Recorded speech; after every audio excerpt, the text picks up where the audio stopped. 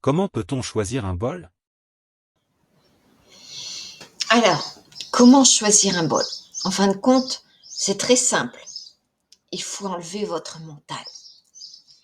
Alors, certes, vous allez être attiré visuellement par un bol, hein, d'accord? Donc, allez vers celui qui vous tente. Mais ce n'est pas toujours le premier qui va nous attirer l'œil, qui va être celui qui va repartir avec nous. Il faut savoir que quand mes stagiaires ou même des clients viennent au showroom choisir un bol, eh bien, parfois, on peut faire toute la liste des bols et tomber sur le dernier et en repartir avec le dernier. Et parfois, ce sera le premier qu'on aura vu, qu'on aura essayé. On aura beau en essayer 3, 4, 5, 6, même tout l'étalage, eh bien, on reviendra toujours au premier. Parfois, on ne sait pas pourquoi. Voilà, parfois il se cache, parfois il arrive directement à nous. Alors, imaginons que vous ayez flashé sur celui-ci. Voilà. La première chose va être de l'écouter au tintement. Donc ça va être ça. Et si la sonorité vous plaît, vous allez le faire chanter. Mais si la sonorité ne vous plaît pas, eh bien, il vous suffit de le reposer. Ce n'est pas la peine d'aller le faire chanter, ça ne sert à rien. Donc, une fois que vous l'avez fait teinter, qu'il vous plaît, vous le faites chanter. Voilà.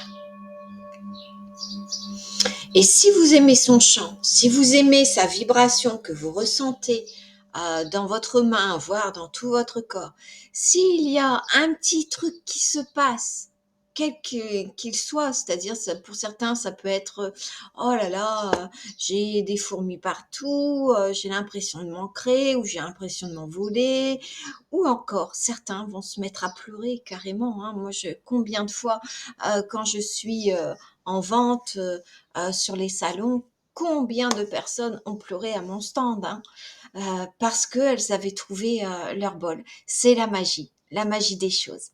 Voilà. Donc, en tout cas, ce qui est fondamental, c'est d'écouter votre ressenti, votre cœur, j'allais dire, mais n'écoutez pas non plus l'ami qui est venu avec vous et qui est là en train de dire oh je verrais mieux ça pour toi ou alors votre sœur ou votre frère ou votre père votre mère voilà la seule personne qui peut choisir un bol pour vous c'est vous-même voilà.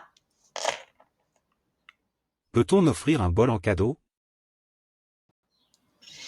Bien sûr, il est tout à fait possible d'offrir un bol tibétain à quelqu'un qu'on affectionne. D'accord?